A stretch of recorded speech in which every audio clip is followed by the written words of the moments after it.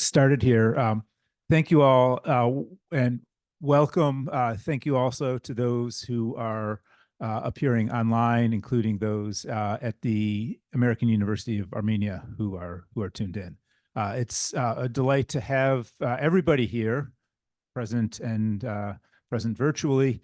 My name is David Simon. I'm the director of the Genocide Studies program here at Yale, and the host for today's panel event on the situation in Nagorno-Karabakh. We've got four amazing speakers on our panel. The run of the show is this. I'm going to let you know who our guests are, give a short introduction of each. Then I'm going to turn the mic over to Catherine Hemmer, who has, let me just say right now, done a tremendous amount in organizing this event, making it possible. Of course, the guests who have traveled from variations of far and wide to be here have done a lot to get here, but Catherine has done a lot to make this event take the shape that it's taking. And she will then sort of lead the conversation with the panelists. And then afterwards, that, hopefully that conversation has a sort of organic form of its own that will incorporate everybody's and anyone who wants to their thoughts as well. So let me actually, I ordinarily begin with a land acknowledgement. I don't have the words directly in front of me. My apologies for that, but I would like to acknowledge that we are on the land of indigenous peoples, including the Quinnipiac and other Algonquin speaking peoples who have stewarded this land and the waterways. It's now the state of Connecticut for ages, and we honor and respect that relationship.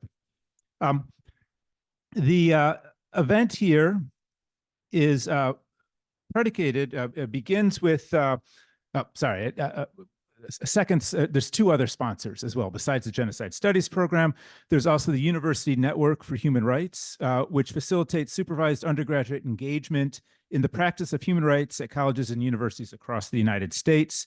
The network partners with advocacy organizations and communities affected or threatened by abusive state, corporate, or private conduct to advance human rights at home and abroad.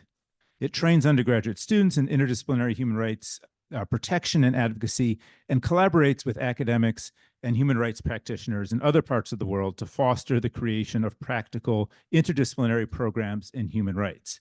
Our third sponsor is the program in the master's program in human rights and social justice at the American University of Armenia College, of which our first panelist, from which you'll hear in a moment, is the chair. Panelist is Dr. Arman Tatoyan, professor at American University of Armenia and chair of the program I just mentioned. He was elected by the Parliament of Armenia for a period of 6 years as the Human Rights Defender or Ombudsman of Armenia from 2016 to 2022.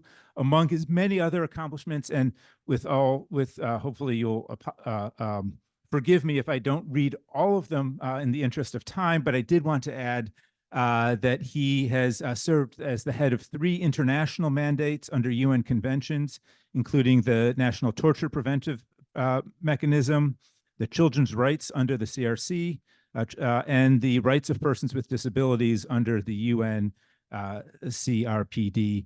He also served as an ad hoc judge of the European Court of Human Rights and an international advisor for the Council of Europe. We're also delighted to have sitting next to Armen is Tamar Hayrikyan, who's the Director of Programs and Senior Clinical Supervisor at the University Network for Human Rights. She's also a visiting instructor of public policy at Wesleyan University here in Connecticut, where she teaches advanced human rights advocacy. She was born in Moscow, grew up in Boston, graduated from Harvard, and has lived in Nagorno-Karabakh from 2007 to 2009. She has led 4 fact-finding missions to the region between 2022 and 2023, and that culminated in the report that the United Nations UNHR published last December called "We Are No One: How 3 Years of Atrocities Led to Ethnic Cleansing in Nagorno-Karabakh's Armenians."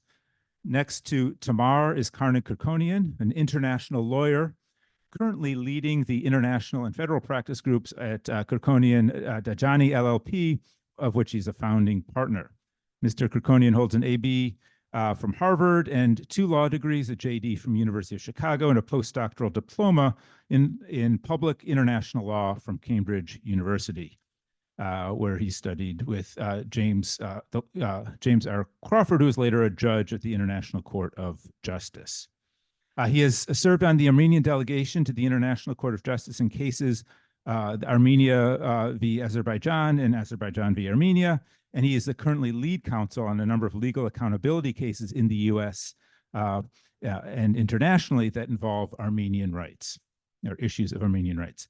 And finally, to Karnig's right, to his left, if you're looking at him, of course, is Armen Marsoobian, professor of philosophy at Southern Connecticut State, and an affiliated faculty member of the Human Rights Institute at the University of Connecticut. He served as the first vice president until last year of the International Association of Genocide Scholars, and has co-edited and authored 11 books, including Genocide's Aftermath, Responsibility and Repair, Multidisciplinary Perspectives on Genocide and Memory, and Fragments of a Lost Homeland, Remembering Armenia. He has organized exhibitions of his family's photography archive in Turkey, Armenia, Great Britain, the United States, and Greece. And I'll add that Armen is also a member of the Genocide Studies Program's Board of Advisors. Finally, let me introduce our moderator, whom I've already mentioned. That's Catherine Hemmer, third-year student at Yale, studying political science and human rights. She's an undergraduate fellow with the Genocide Studies Program, with the Mass Atrocities in the Digital Era program, and a member of the University Network for Human Rights Nagorno-Karabakh team. So, Catherine, let me pass over the microphone to you, and you can begin your questions for the panel. Thank you. Thank you so much, and welcome everyone. Thank you so much for taking the time to be here with us today. It is such an honor to be here next to such distinguished panelists, and a huge thanks to Professor Simon, the Yale Genocide Studies Program, and the University Network for Human Rights for bringing us all together today. Many of you in the audience I know have been engaged with the subject of Artsakh, also known as Nagorno-Karabakh, for years and in some cases for decades. And for others of you, this might be your first introduction to the subject. So regardless of your experience, it's so wonderful to have you here today. And I hope that you each walk away from today's event having learned something new, and perhaps with the intention to apply those learnings in your work and future advocacy. We'll first begin with a brief presentation from Arman Tatoyan, who will give some context to the issue and also provide some recent updates from the region. We'll then follow with a moderated discussion, and then follow up with questions from the audience, time permitting at the end. So with that, I'll hand it over to Arman, and thank you again so much for your time today.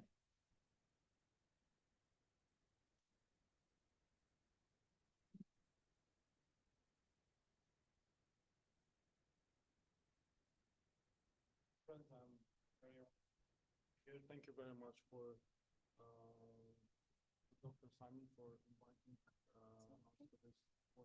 Using the microphone. I think the mic is Maybe a button over there.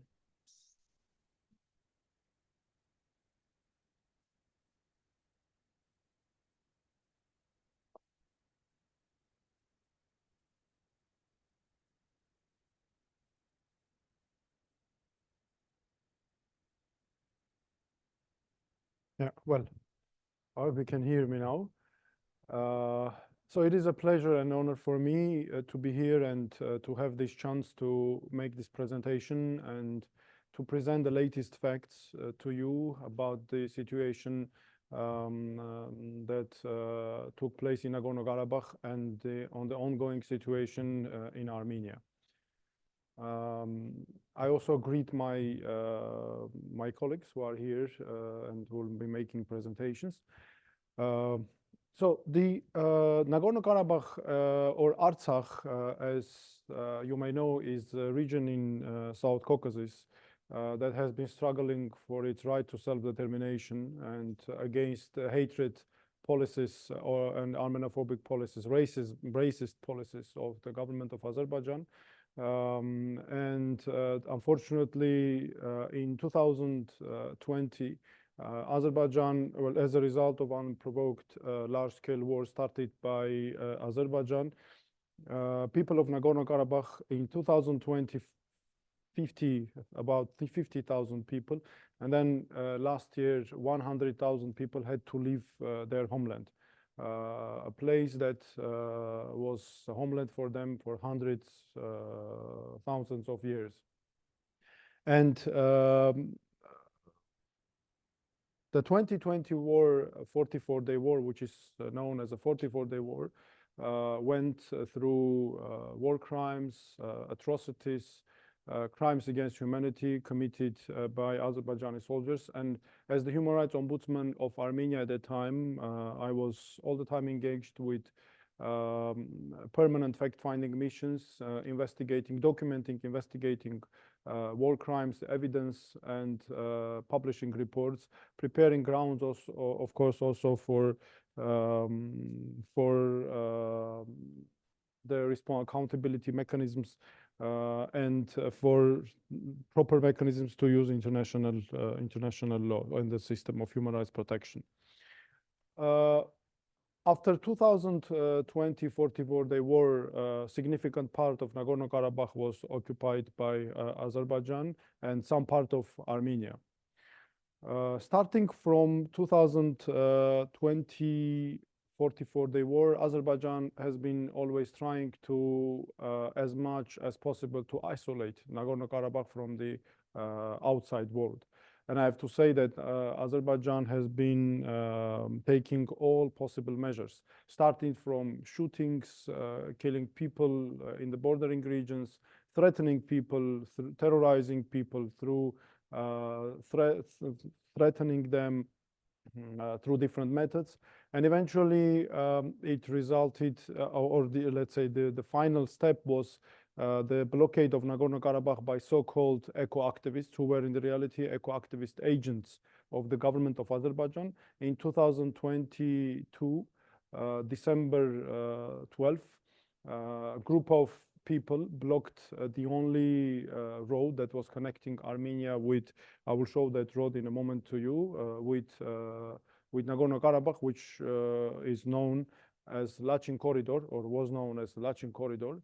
And these people, we carried out a deep investigation and found out in our report, in our two reports, evidence-based report, that all of these people were government agents of Azerbaijan pretending to be eco-activists. In reality, this was the continuation of Azerbaijani policy within their animosity and genocidal policies, I would say, against Artsakh.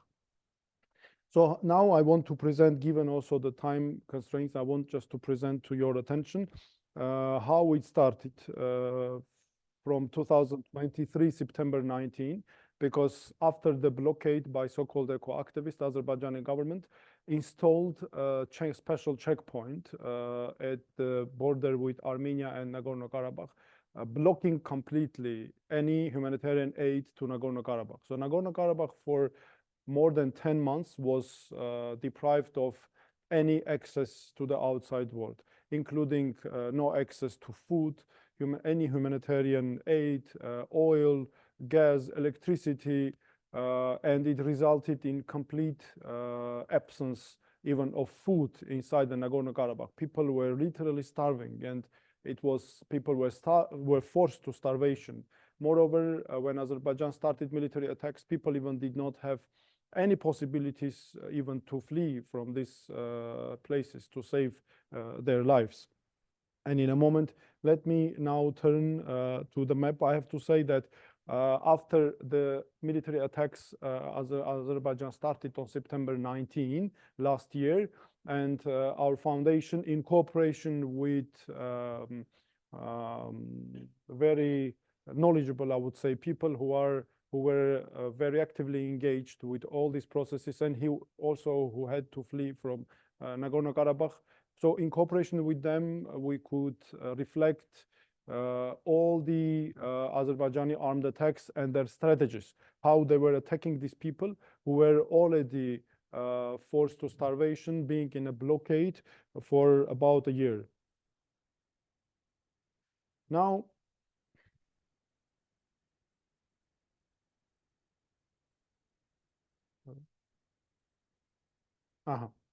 so this is here. You can see four main directions when how Azerbaijani armed forces started their attacks against Nagorno-Karabakh on September 19. First, very important moment I want to say. So this here we have 4 regions of Nagorno-Karabakh, because all the other regions were already occupied by Azerbaijan as a result of 2020 war. And I want to remind that these attacks were through war crimes, crimes against humanity, torture, and causing sufferings to people. So the 4 regions at that time were Stepanakert, Askeran, Martakert, and Martuni. So Azerbaijan started immediately from that 4 regions. Now I want to start from this region, which is Martakert. This is the first northern region of Nagorno-Karabakh. Azerbaijan, this region, and by the way, they started their attacks at 12:30 p.m. This is the time when children were at school. Parents had to go and to find food from every place that was possible, because at that time there was no food, and people very often had to walk from villages to the towns with a hope to find food for their family. So all children were in schools, either in the kindergartens. That is why it was the reason when Azerbaijan started military attacks, people could not find their family members. It was hard. Parents were trying to find their children. Children were trying to find their parents, sisters, brothers, and it was really not possible to do anything. Even International Committee for the Red Cross, I have to say, I had contacts with them during these days, and even ICRC told us that, you know, our staff members, they are also busy on their own, trying to find their family members. That is why it is not possible even to have their help and their access to the territories, because Azerbaijan started first from isolating from each other these regions, these 4 regions. Now let's start from this is the northern part of this region, as I showed. The first attack was from this village. I'm sorry. The first attack was from Charektar. You can see now Getavan to Vagohas.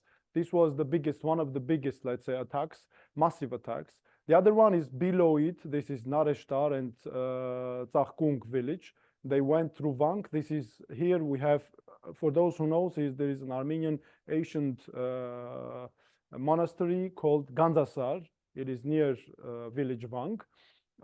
They started from their attacks from here. People had to flee from these places to the villages to this Sarsang water reservoir. This is Sarsang water reservoir, and this is Martakert city. So these villages belong to this city. Actually, this is the central part. Stepanakert is here, down in the southern part. So they started from Charektar. People had to move to Getavan, and I have to say that here we had casualties, because people who were not, due to their health status or age, who did not manage to flee, either they were killed here. Here we had also children who were wounded. And here we have even 71-year person who was taken as captive by the Azerbaijani armed forces. And later they accused him for incriminating so-called terrorist attacks. And now he's in Azerbaijani prison because he did not have time to flee. So people had to move first to Verin, Horatakh, here are the villages, and some of them went up to Sarsang water reservoir. But then Azeris started attacks from here, so people had to come back, and then they had to go through Children, this is another village, and to join this group. Unfortunately, later I have yeah. Now you can see here that these are the color, this orange color is are the ways how people were fleeing, actually had to flee. This is the ways how people were moving. The red lines are the roads that Azeris initially blocked. So people had to move to this place, but since there were no places, there was no, everything was blocked. They had to go, this was the only, this is bridge Khachen, which was the only way out from this region, because here people like were going like through circle.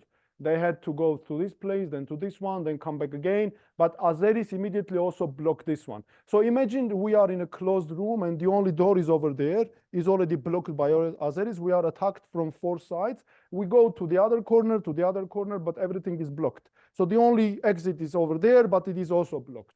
So this is the Khachen bridge, the only place that was blocked. So Azeris also were acting in a very well-planned way. So they blocked, first of all, this part, so that people could not go down.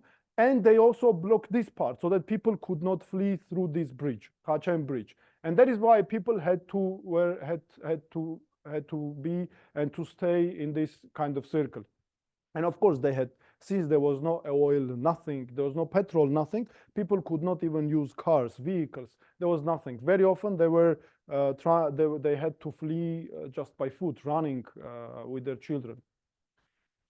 Now I'm going to the second region, which is Martuni. This is Martuni province. You can region, and you can see all the blue, let's say, signs are the directions of Azeri attacks. And here in this red circle, kind of, you can see people being under attack, isolated, and these are the signs of artillery. Azerbaijan, because Azeris were using also very intensively artillery. This is also one of the, this is Askeran, and I have to say that if you were following from September 19, there were some photos that were very popular and were highly published. These were from photos from the airport of next to Stepanakert. So this was here, and all of these people from Askeran had to go to the airport, because Azeris blocked everything here, and people thought that this is the only safe place. By the way, this is village Harav. You can see now this village Harav. This is, we are already, and this is Stepanakert. One of the proofs that Azeris very often claim that the government, that everyone had freedom to stay in Azerbaijan, that no one was forced to flee, to leave Nagorno-Karabakh, and they should have stayed. But there's plenty of evidence that proves that had people stay, all of them either would be killed or exterminated or taken as captives. Let me bring a very simple example from Stepanakert. We have this case documented.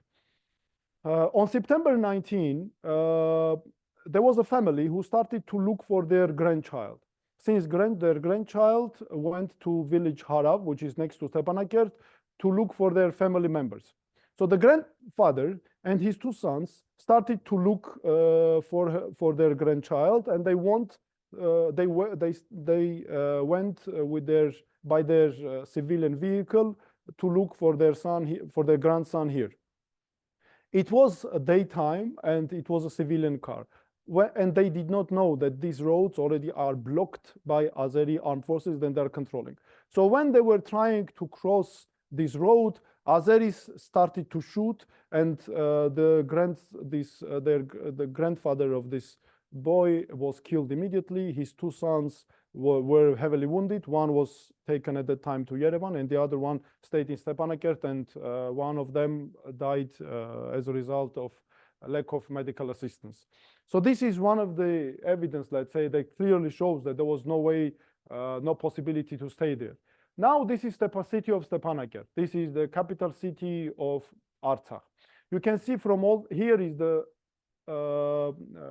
Shushi, and here you can see from this side all attacks against people. And by the way, there were three ways, actually main ways out from Stepanakert. All of them were blocked because these red lines show, for example, Azeris here came and blocked it, here and here. By the way, this place, Ghali Balishen, it is the water reservoir for Stepanakert. Azeris immediately came and blocked this Ghali Balishen and occupied so that people did not have almost 15 days water. They had to drink literally dirty water. And even I asked some of our competitors to bring with them water in bottles. We gave them for expertise, and it was dirty, literally dirty water. And you could see even through it nothing. So they started from all of the sides to attack the Stepanakert, and they already invaded Stepanakert. You can see the administrative borders with this white line. And here you can see how they are already invaded these parts, Kerkonian. And if you were following on September 20 in the morning and during the day, people could clearly hear sounds of Azerbaijani attacks, explosions against people. There is also another region of Stepanakert district, which is called Armen. This one also was already invaded, and there were already shootings inside the Stepanakert. Here, let me show to you, this is Stepanakert and all other regions, and this is artillery that was used against civilian population very actively, all the time. This is the city or the town Shushi, which was occupied during 2020 war, and they were on September 19 very heavily shooting towards people, in the direction of people, and all the civilian communities. Here you can see that everything is directed against the civilian community, and here we had, of course, terrible cases. Only within 2 days, less than 24 hours, we had 20 cases of killing people. 6 out of them were children, and 3 out of them were in one village, because the village school was attacked. Why I said that children also were attacked and were killed, and they also targeted schools, because I said that the attack started at 12:30 p.m. So all children were either in kindergartens or in schools. Having said, yeah, and these are some photos illustrating the situation related to the civilian communities. Now let me say that, let me also share one more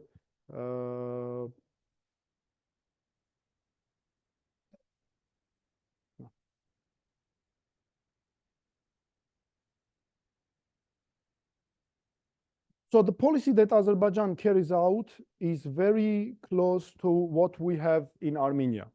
I will now present a 2-minute video, which we carried out. These are the results of our fact-finding activities in Syunik, which is a bordering province with Artsakh, and this is the province of Armenia. You will see the situation that is very similar to what we had in Artsakh. It's even in many cases identical. There is no difference. And now you will see just example of one village. There are 3 provinces occupied by Azerbaijan, provinces of the Republic of Armenia, territories from 3 provinces, Vayozor province, Syunik, and Kerkonian provinces. And there are Azerbaijani unlawful armed locations near civilian communities inside Armenia. And you can now see with this just 2-minute video how they are turning into hell, I would say, civilian, normal life of people. And this policy is, I would say, consistent. Literally the same policy we had in Nagorno-Karabakh in Artsakh. So I'm bringing this example to show to you that with Nagorno-Karabakh, this policy or Artsakh was not the end of this policy. It did not put the end to this policy. And I will also prove that Azerbaijan has no intentions for peace, because their political power is highly used for internal purposes. And Armenophobia or racist policy against Armenians is the source of a political life for authorities of Azerbaijan. That is why there will be no end to it, because it is based on anti-Armenianism, it is not anti-Artsakh, it is not anti-Nagorno-Karabakh only, but it is anti-Armenian, which covers also Armenia. So this is now, you will see I'm switching off the video. This is just to give some background information, and this will be the end of my presentation. On September 13, Azerbaijani armed forces, this is inside Armenia. Azerbaijani armed forces killed 4 Armenian soldiers and 1 was wounded. Being inside Armenia, you will see now how they are forcing people to suffer. So this is, unfortunately, we don't have sound, but it is only some music playing. You can see now this is the border, according to Google, with Armenia, with Azerbaijan. You have here only one small village surrounded by three sides, because here is one more village, and here we have more Azerbaijani locations inside Armenia including. So one village surrounded with 3 sides by Azerbaijani armed forces, and this is the only way that is connecting this village to Armenia is this one. And there are 15 armed positions inside the village.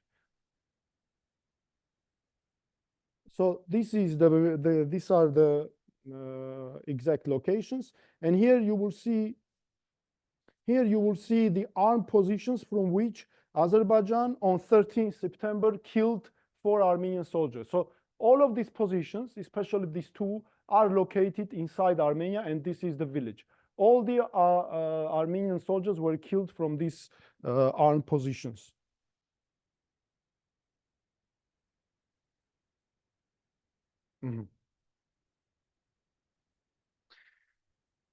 And now we even, our foundation, we even disclosed the distance from the border, Armenian, into the site inside the village, and we tried to disclose what is the distance from the border and how many kilometers or meters Azerbaijan invaded inside Armenia. So now you can see that this is the border, the starting point, and this is inside Armenia, more than 2 kilometers, they are inside Armenia.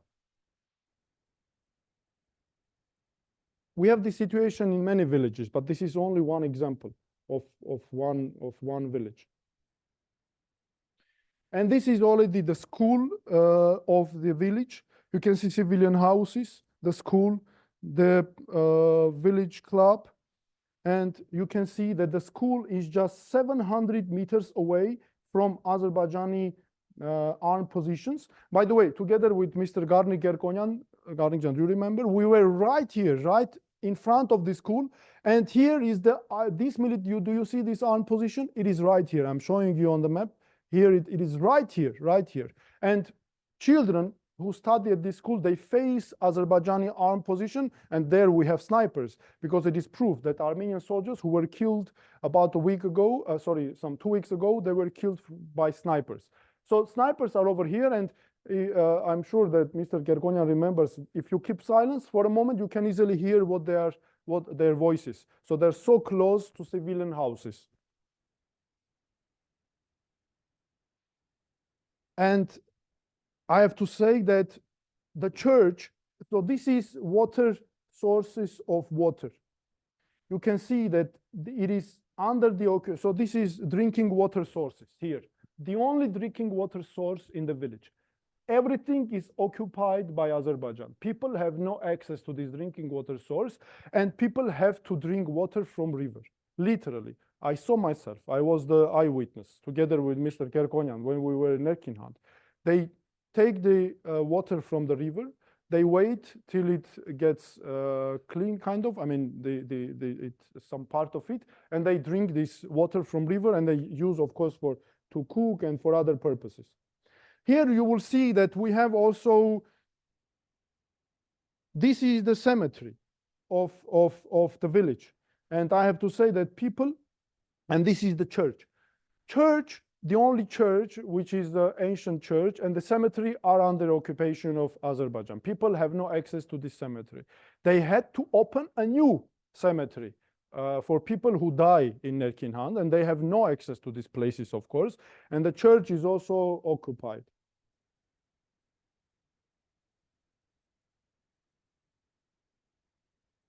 You see now the church and the cemetery. Here you can see that people, these are gardens of people, these are pastures of people. These are just example. Many pastures. I will even announce you the figures. These are pastures. These are the gardens of people, and you see next to it, Azerbaijani armed location. And this is some statistics.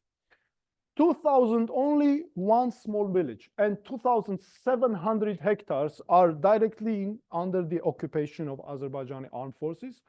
170 hectares for forest lands, 130 hectares of communal lands. And in addition to this 2,700, more than 1,000 hectares is not possible at all to use. And these lands are used, their own. The people have right documentation that certify their right to property over all these lands, pastures and everything. People are deprived of earning money for their family, of any income. And they have either to leave these territories or, of course, to force to starvation.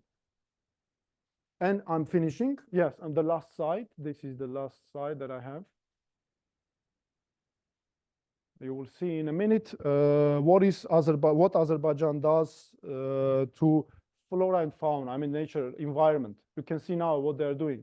These were all forests. Now you can see what is happening to these forests.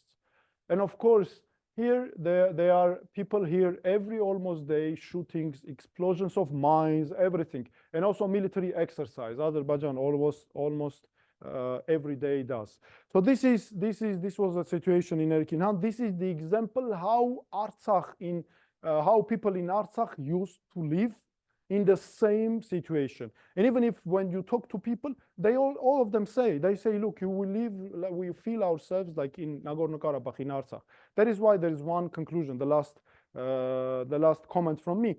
If there is no proper international reaction from international community, no responsibility, the situation will be the same like in Nagorno-Karabakh or Artsakh, because all the facts leads to this direction. Thank you very much for your attention. I'm finished with this.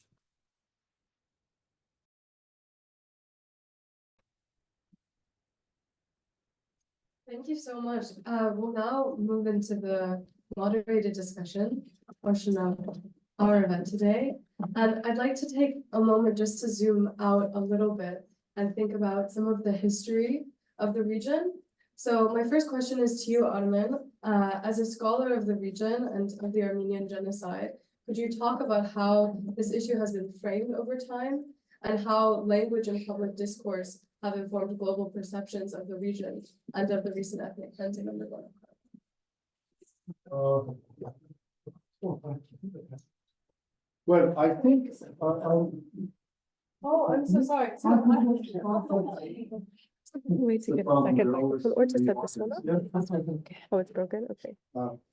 Armenians like rats, chase them out like dogs, cut them out like cancers? Nobody?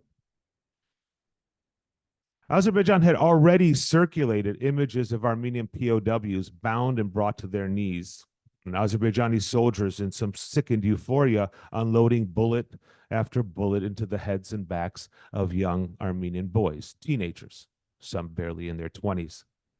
And the fate of Armenian women during this time, during the time that Ambassador Kim was testifying, wasn't just limited to rape bait.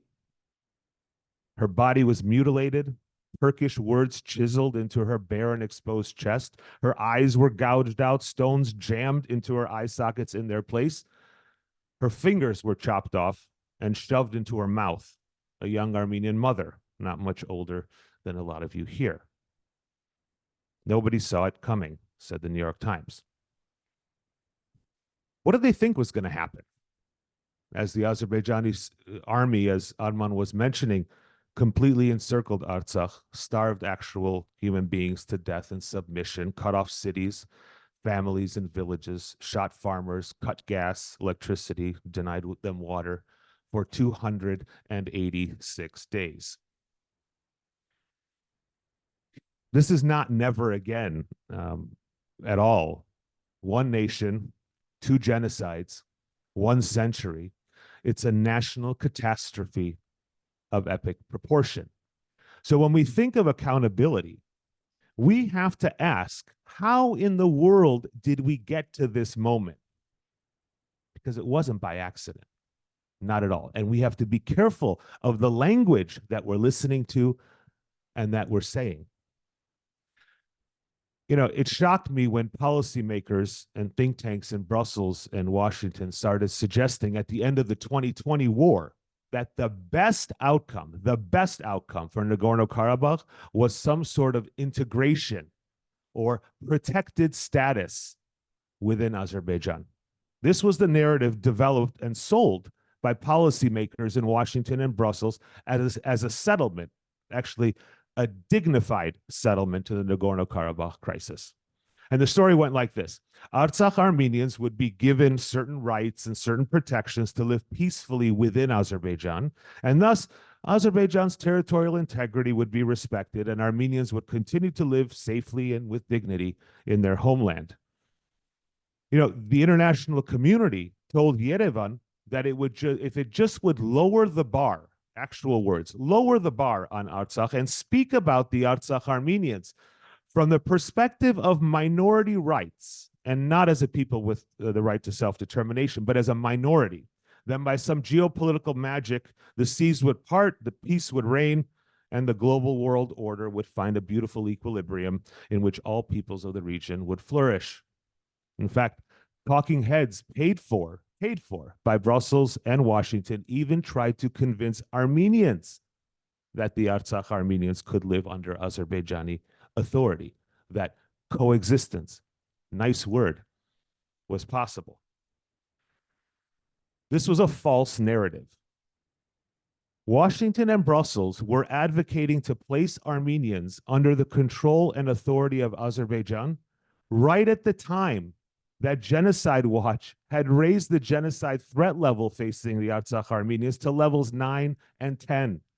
When the Lemkin Institute for Genocide Prevention had warned that Azerbaijani's actions, and I'm quoting here to reflect the point that Arman made earlier, are part of a larger genocidal pattern, demonstrating Azerbaijan's Armenophobia and genocidal intent aimed at the eradication of Armenia, Artsakh, and the Armenians.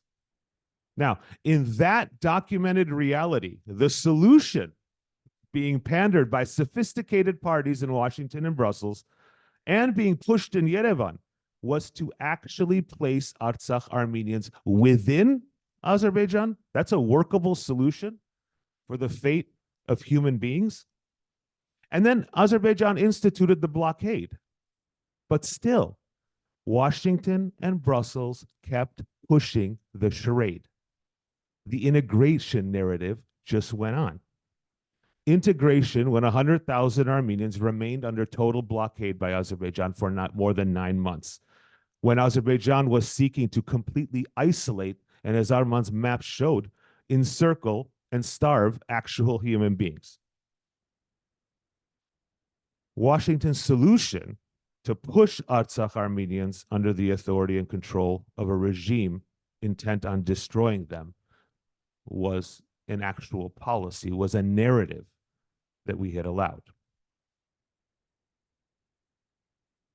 And, you know, there's a reason why Armenians have a natural aversion to the thought of being subjected to the authority of the Baku regime.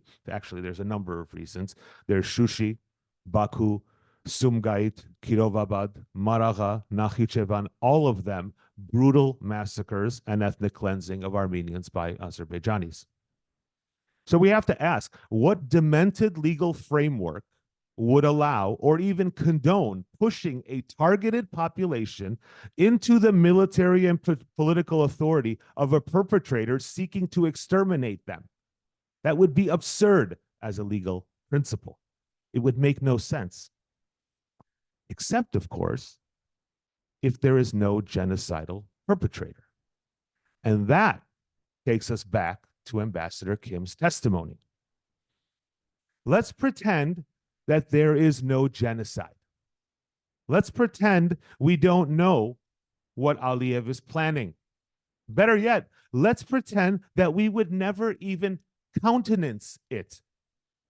You see, if we never insist on naming the perpetrator who is starving an entire people to death under threat of force, if we don't use the word genocide and pretend it's not happening, then we can continue to push Azerbaijan's integration agenda. But there's a rub. Pretending that there is no genocidal intent is just pretending.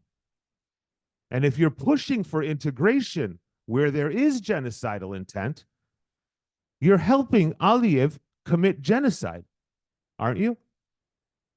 You're literally helping serve the victim up. And there's a word for that in international criminal law that describes this kind of helping, and it's called complicity. And it's really illegal. So let's think about this.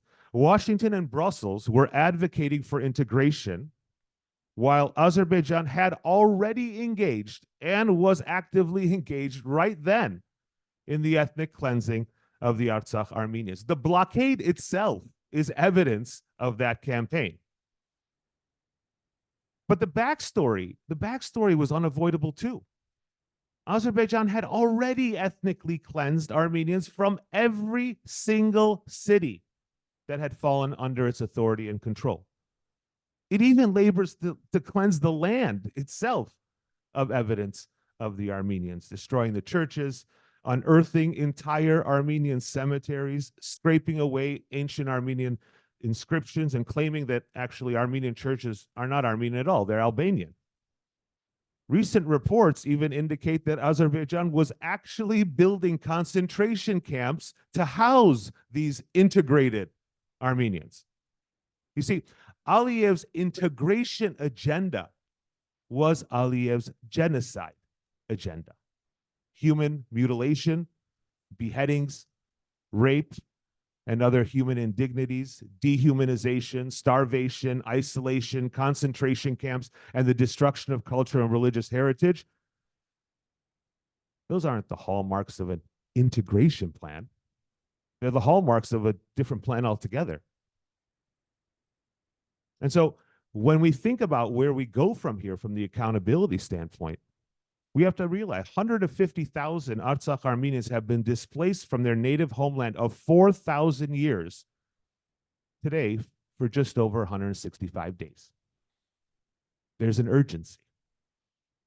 Allowing the situation to persist, cementing it, simply cements genocide and rewards genocidal intent. Slaughter and you shall receive.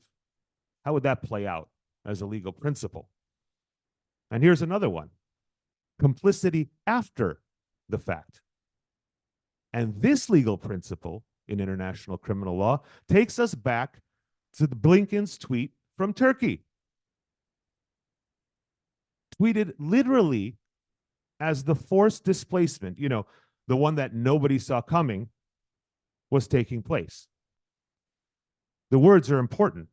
Blinken proudly tweeted that he and the Turkish foreign minister were discussing the situation in Nagorno-Karabakh and finalizing Swedish accession to NATO. His words, not mine. Nobody saw it coming. I think Chomsky would be proud of the New York Times assistance on helping manufacture consent. And I can assure you of one thing, though. Somebody paid the price for Swedish security, and it wasn't the Swedes. And it wasn't simply the F-16s that went to Turkey. When the intent to commit genocide, when acts of genocide are underway, and they are still underway, as Arman showed right now, it's the right of return and self-determination that are required. The Artsakh Armenians are entitled to the right of return to their native homeland, to their churches, to their homes, to their fields, to their seminaries and cathedrals, to their steeples, and to their cemeteries. And given Aliyev's genocidal intent, they're entitled to return to their homeland under international protection, not to be pushed naked into the clutches of the very dictatorship working to destroy them. And perhaps, you know, I was thinking as April 24th approaches, that instead of building a memorial to the Armenian genocides, Perhaps the Swedes should be contributing a contingent of peacekeepers for that effort. God knows they owe them one. Thank you.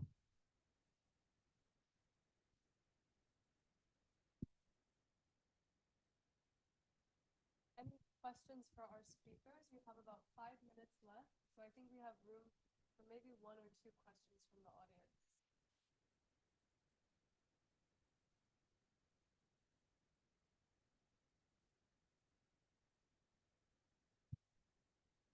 Faster than him. I was faster than my husband with the hand raise. I'd like to ask Karnig and also Tamar and Arman, as lawyers, where do we go from here?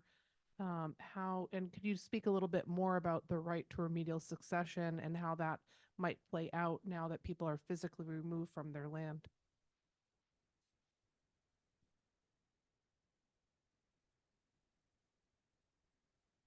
I think that what's important at this initial stage right now is advocacy for the right of return under international protection. This is a right that's guaranteed under a number of international conventions and instruments. Interestingly, after Brussels and Washington have seen the folly of their ways to some degree with respect of reliance on the Aliyev regime and the guarantees that Aliyev was giving to Western capitals regarding the fact that no, it wasn't going to do anything of the sort that it actually did. I think there's actually a growing amount of support in these capitals for the right of return. The question then becomes, if you have the genocidal intent, then how are you putting them back? And I think that that aspect is really important to think about. So where we go from here, even before we get to the issues of remedial secession or self-determination, external, internal, and those kinds of games that play out, is the right to return under international protection. And I think that this is something that Brussels, Washington, and even Moscow are speaking about right now. So this is something that's really important as we think about, like I said, it's only been 165 days.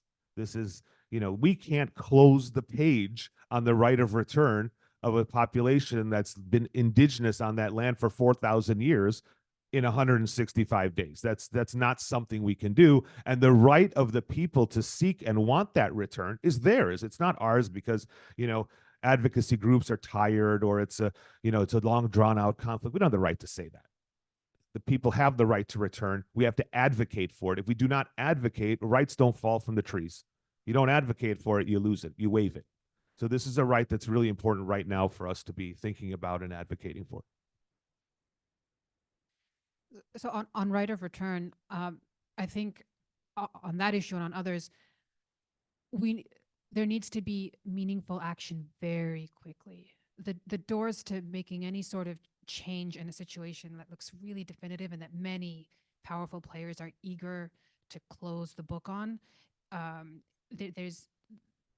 closing. The doors are closing. And on right of return specifically, I think we need to, moving quickly means talking about the substance of the right of return right away.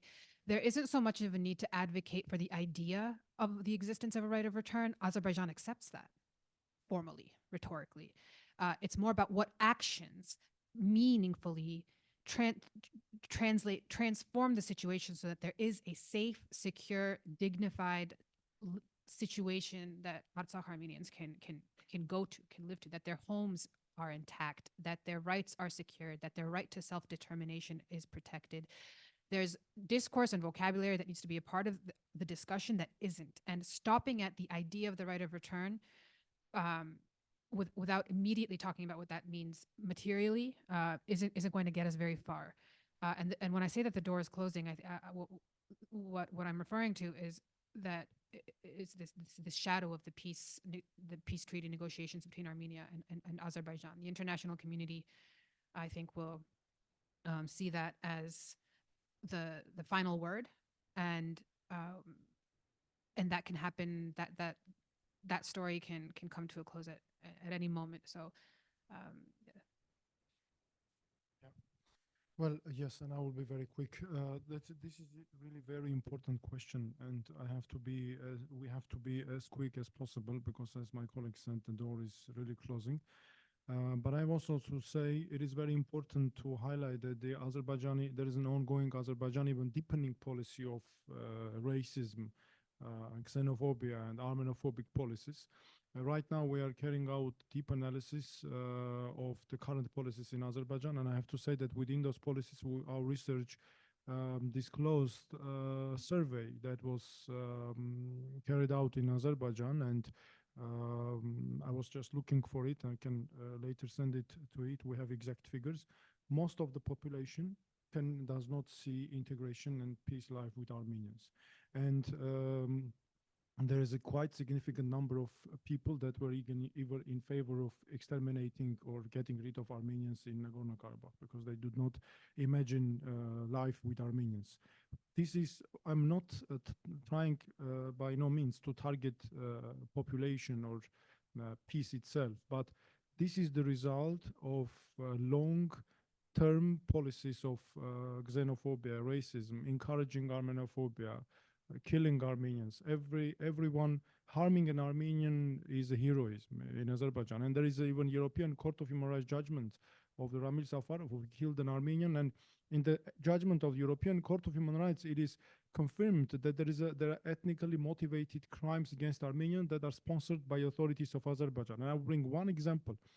When I was the human rights defender of Armenia, we found words of the Human Rights Commissioner of Azerbaijan, human rights person, and these words are documented in the European Court of Human Rights judgment, who went to see Ramil Safarov, the killer of Armenian soldier, and she said, these words are documented word by word, that Ramil Safarov should serve as an exemplary model for the youth of patriotism for the youth of Azerbaijan.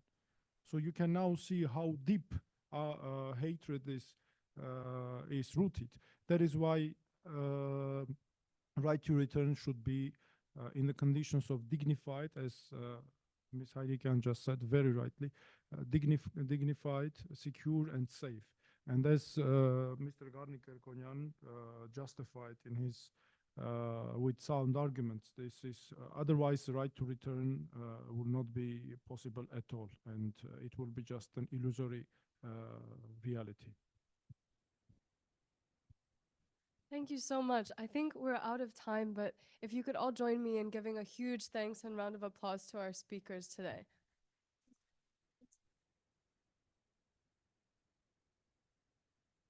Let me add my thanks. Thanks to the speakers, especially to those who traveled from afar to get here, and those who traveled from nearby as well. We really appreciate this panel. A bit of a gut punch, I have to say, but one that I think we all need to hear and can't avoid. I'd like to thank Catherine again. I'd like to thank Hira Jaffrey for all the work that she did to make this work. And again, thank our co-sponsors in addition to the Genocide Studies Program, which I represent, the University Network for Human Rights and the American University of Armenia. We're not done with we're done with our programming today, but we're not done with our programming on Armenia. We have a duty, a responsibility to keep coming back to this issue often, and I hope that we're able to do so. Thanks again for coming, and